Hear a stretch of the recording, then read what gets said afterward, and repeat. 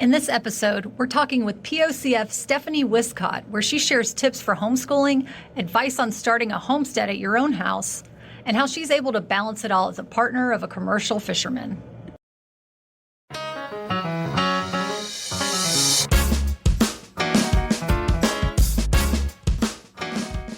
I'm Megan, host of the Partners of Commercial Fishermen podcast. This show is dedicated to girlfriends, fiancés, and wives of commercial fishermen to connect and feel less alone. As we know, this lifestyle isn't for the faint of heart. So this is our space in the world to discuss the highs and lows of being in a romantic relationship with a fisherman. Because it's different than being a family member or friend. It just is. Join in to laugh, vent, and share stories with others who get your lifestyle. So what are you waiting for? Let's dive in.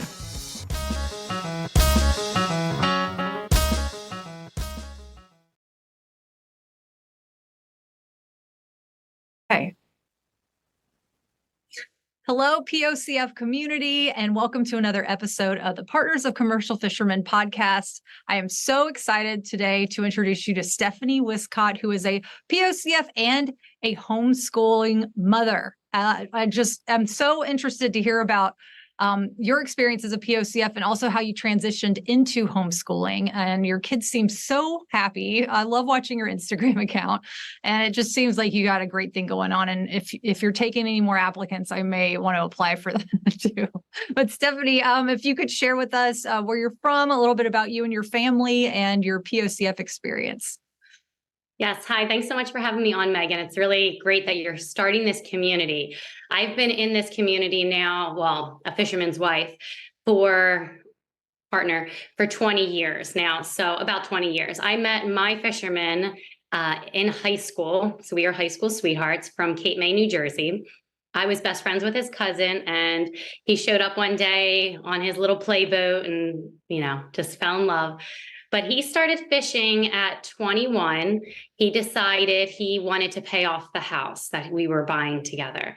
So, and it's been almost 20 years since. So it's been everything with his career has been a blessing and also very challenging. So it's nice that this community is started, because there is a lot of times that you feel alone.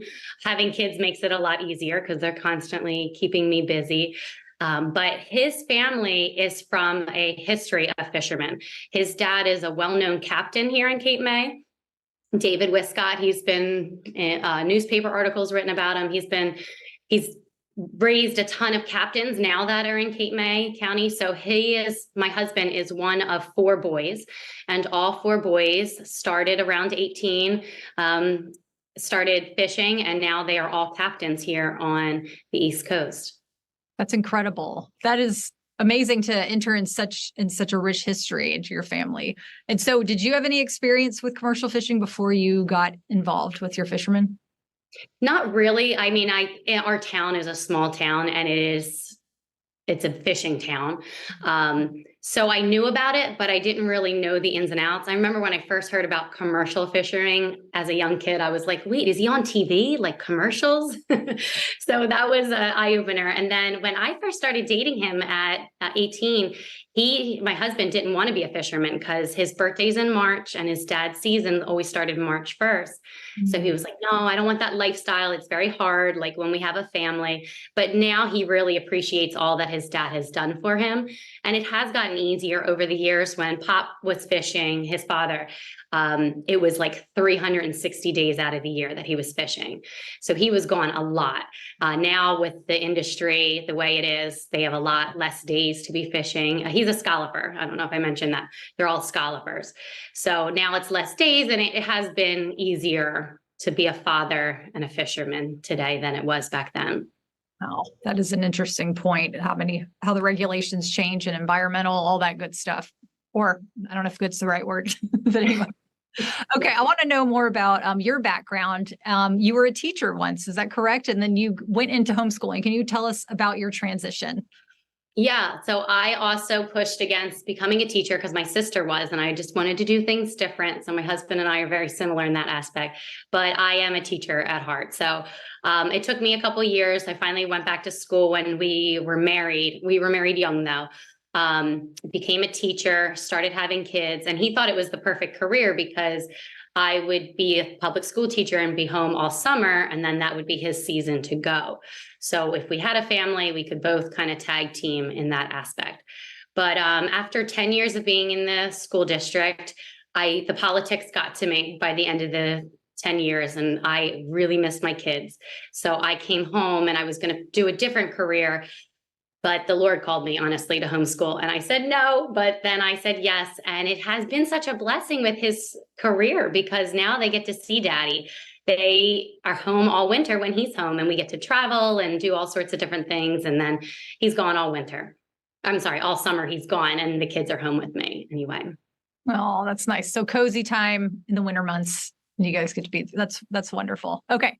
So I'm going to dive in. For anybody interested in homeschooling their children, I know there's lots of questions out there. So I'm just going to let it rip. First is, does the homeschool need to be accredited? Do you have to have some kind of a background, or do you have to get some kind of permission to homeschool your children? So every state is different. I live in New Jersey, and crazy, there is no rules towards homeschooling. You can pull your kids out whenever. You don't have to tell anybody about it. We don't have to take any tests. So we have no regulations in New Jersey, but that's not the case in all states. So you have to check your state regulations. Some states will, like I know California and Pennsylvania, New York, they have tests that they have to take, which sounds scary, but I do have friends in New York, and they take the test at home. Mom administers it, and children take the test, and then they submit it to the state. And I haven't heard many stories that that's been a challenge, but it is something that you have to add and then also hand in your curriculum. But as far as being the teacher or the mom, no, you don't have to have any teaching degree. I like to tell people that are interested in homeschooling that you taught your child to to walk and to talk. So you're already equipped to handle the other things.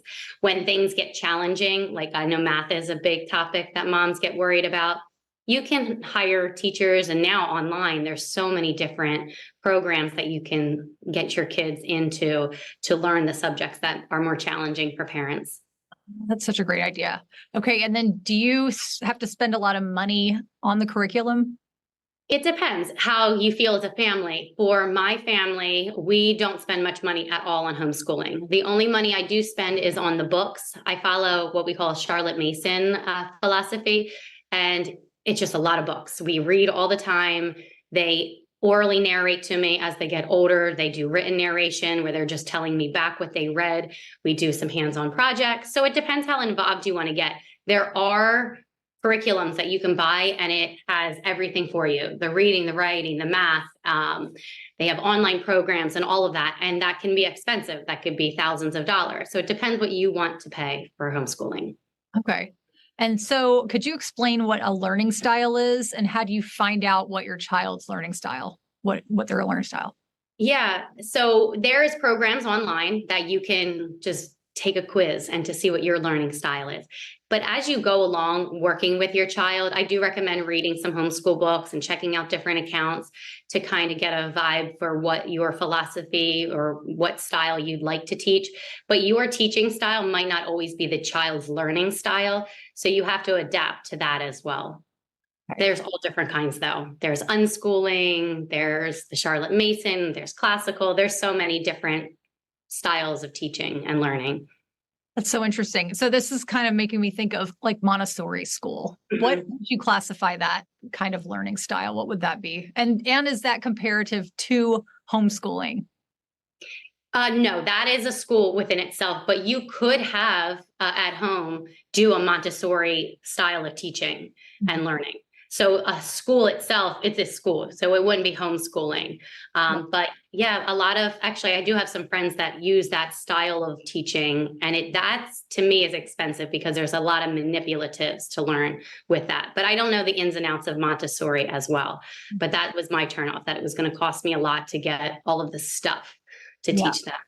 And what do you mean by manipulatives? Just like tactile learning things. Like they have, I know they use beads to count with, and it's just these different toys. Really, it's different toys they're learning with. Oh, interesting. Okay, cool. I'm learning so much. I had no idea. So, okay. So you just mentioned how a learning style is different from a teaching style, which is fascinating to me. I never even thought about that. It kind of reminds me of love languages, when people accept or receive and give love in different ways. So I was wondering, is it disruptive to a child's learning to change teaching styles during the course of your homeschool academic? I think it would depend on the child. If you started off in a very classical approach and your child is not working well with that approach, then you'll want to switch it. So that would be beneficial to the child. But if you were doing more of an unschooling approach and that wasn't, so it depends. You're working with the child as far as what learning style they want to be. I know moms have different teaching styles than the kid has learning styles, and that becomes challenging sometimes. So they will do what we call a hybrid program, and you can send the kid to school to a co-op or something like that for a couple of days, so they get both styles of teaching. And could you explain what unschooling means? I've seen that term online, and I mean, I think it sounds pretty literal, but I'd love for you to tell me exactly what that actually entails. I'll do my best to give it a definition. So unschooling, from my perspective, is letting the child lead his learning. So that means that there isn't really a teacher. They're just going at life at their own speed and how they want to learn. I guess I don't want to butcher that for the people that do choose to unschool, because I don't know the ins and outs of that. But that's kind of the gist of it, letting the child lead his education. And what style would you say that your teaching style is as a homeschooler? I would say I am a Charlotte Mason style of learning, but I'm very, I don't want to say ADHD, but I am very unfocused a lot of times. And especially with my husband's career, when he comes in, we just throw it out the window. And I'm frozen on my end. So I would say a Charlotte Mason style, but a little bit of unschooling in a way as well. And what is Charlotte Mason, for those who don't know, including me? Yes, Charlotte Mason, she was a philosopher back in the 1800s in England. And she teaches that to use a lot of good living books and oral narration. She talks a lot about, and life skills. So that's what we focus on, learning about creation. We've spent the last 4 years just learning about nature, studying birds and studying plants and gardening. And that's where the homestead started. We run a homestead here at the house as well. Because of all the books we read, we thought, wow, that would be really cool to have that in our backyard. I love that. Your Instagram shows your homesteading. And could you tell everybody your Instagram account so they can check it out? Yes, it's Natura Chicks Homestead. So Natura is Latin for nature. And then I have my 3 little chicks. Oh, that's so good. And they've been eating fresh honey, and I've been craving it ever since I saw that first reel with it. Okay, so you mentioned ADHD, ADD. Wanted to know, will homeschooling help a child with ADD or ADHD, and how are you able to, I guess, cater to that? So I'm not diagnosed that I have it, but I know that I take those online quizzes, and it's very hard for me to focus. I have to constantly refocus myself. And I know my middle daughter she is me. She's a mini me. So for her in particular, I see homeschooling very helpful.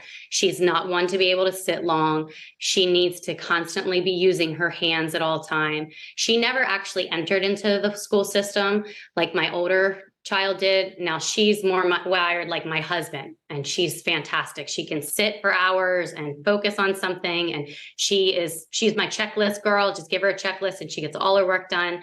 The middle child, she's my wild card, just like me. And I think it does. I think it really helps her, because schools are not designed for children who are active like that. And if they are overly active, and I had this problem in the public school, we would often remove those children and put them in another classroom.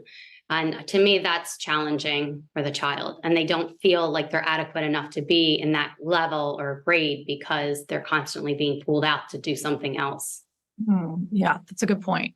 And so I'd love to know more about socialization within homeschooling and what that looks like for you and for other people. That's always the question, socialization. I'm lucky enough to have my sister who homeschools as well, and she has 2 kids that are the same age as my middle and youngest. So we're always together with them.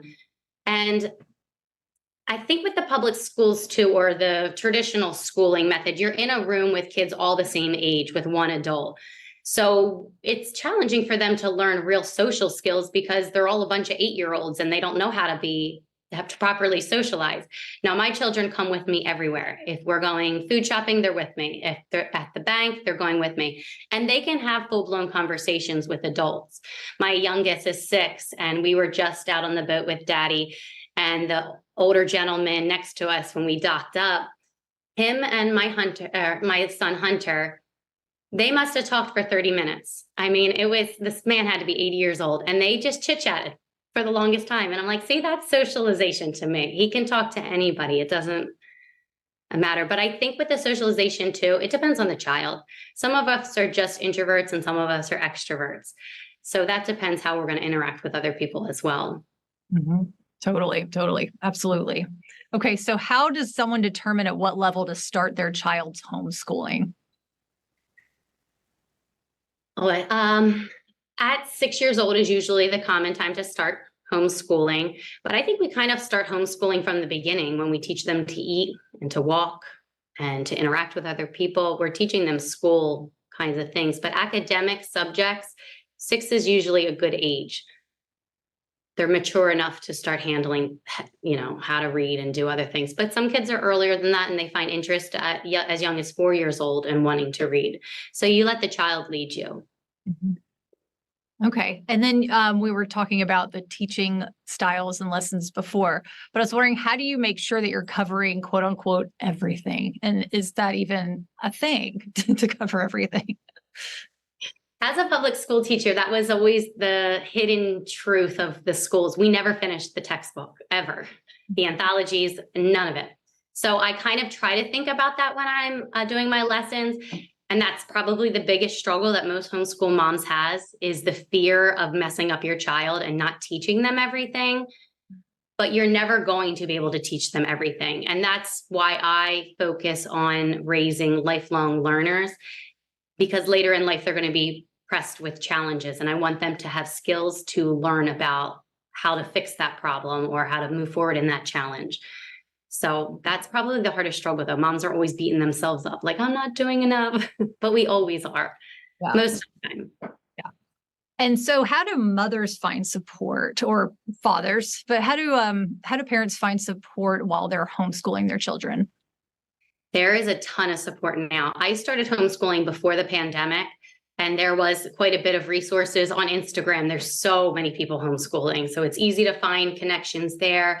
I run a learning center here in South Jersey. So we have over 300 families that come together for different events. So we have that community, but there's a lot of online resources now. Since the pandemic, we started with, when we opened in 2018, probably 50 families. And now, there's like 300. So people are starting to move towards this as well.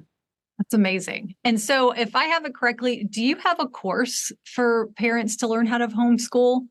And what does that entail? I don't have a course myself. I don't see me at this time creating a curriculum, just because there's so many wonderful curriculums out there. I'm putting together, actually getting ready to launch some different games that are homeschooling, homesteading related. But I just am on my social medias and my website and stuff like that to encourage families to move into homeschooling, not only, but on the homestead, because I find a lot of benefits interacting with animals, learning how to raise animals and taking care of them. So that's what I'm kind of there for, just encouragement. Nice. And so can you describe your homestead and how it started and where it is today?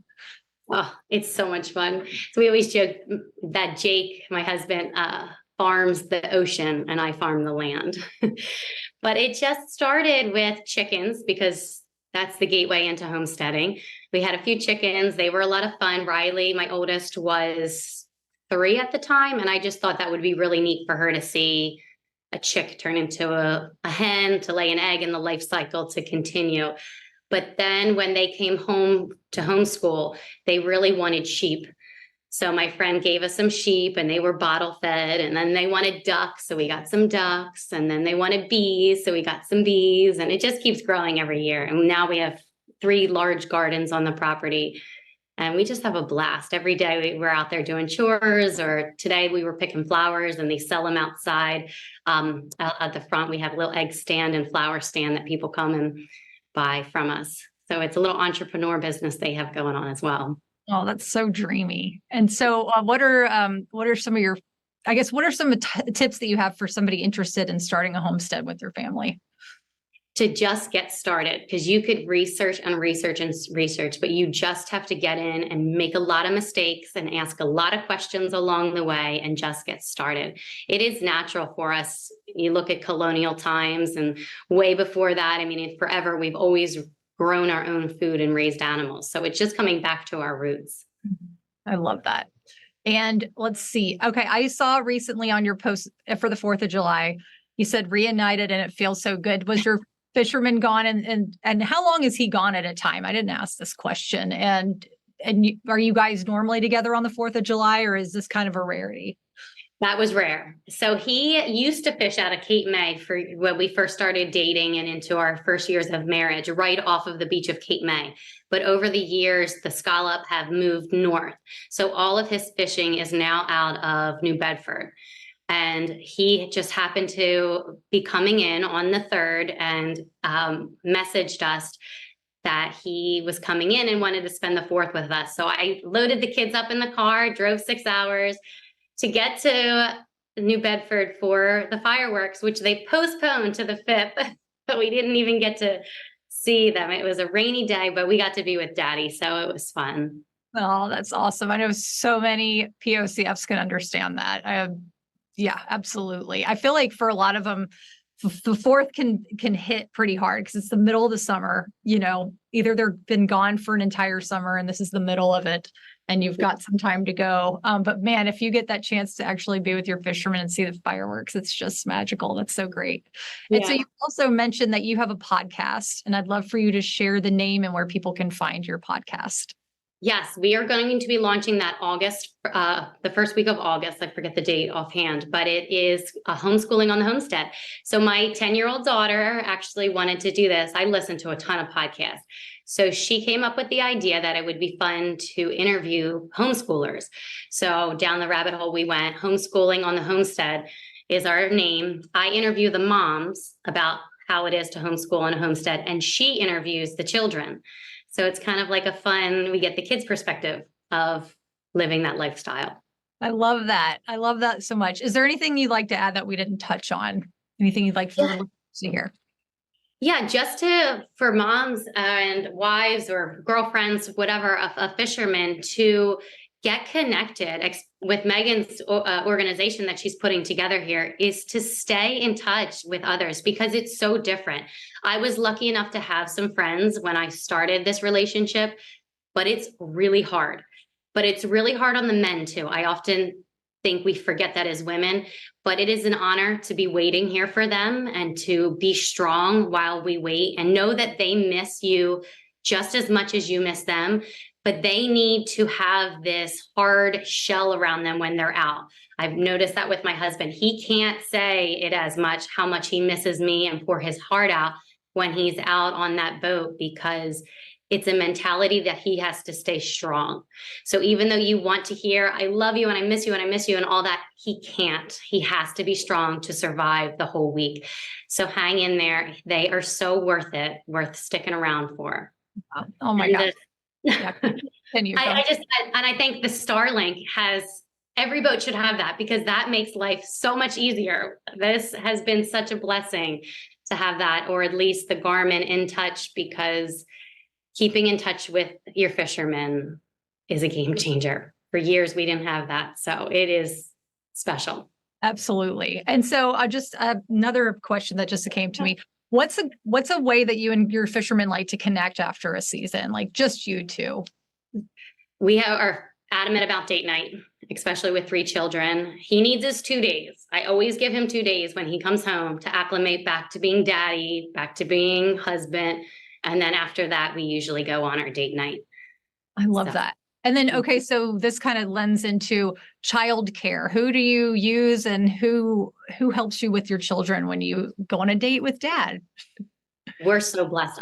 We have both of our parents around.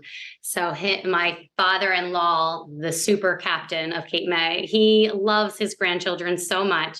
So they have no problem. They go for a sleepover at Grammy and Poppy's every time we have a date night, or my parents will take them. So I'm really fortunate to have both sets of parents around. Oh, that's so nice. And if you could again share your Instagram handle and your website so people could check out and connect with you. Yes, it's Natura Chicks Homestead, and the podcast is Homeschooling on the Homestead. Awesome. Stephanie, thank you so much for your time. This has been really incredible. I've learned so much. And I know that our listeners are getting so many great takeaways from this, and can't wait for your podcast August 1st. We'll be looking out for that for sure. And I'll put a link in the show notes to Stephanie's Instagram and her website. And I'll put a little link for her podcast as well. So thanks so much again, Stephanie, and look forward to connecting with you further on Instagram and all the things. Yes. Thanks, Megan, for doing this. We need this. We needed this community. So good job doing this. Thanks for the love, and right back at you. Yeah, thank you. Thank you so much for listening to the Partners of Commercial Fishermen podcast. To support our community, I'd love for you to join us by subscribing to this podcast, hitting the like button, and/or posting a review. And if you're a POCF looking for more resources on how to navigate this unique lifestyle, things from long-distance dating to motherhood advice, visit meganwaldrop.com. That's MEGANWALDREP.com. We can't wait to connect with you. If you want to connect with more POCFs just like you, join the private forum at meganwaldrop.com/private-forum. Or even better, if you want to hang out in real life, there's an all-inclusive POCF retreat happening this fall 2023. Visit meganwaldrop.com/retreat-2023. And you can find both links in the show notes. We would love to meet you.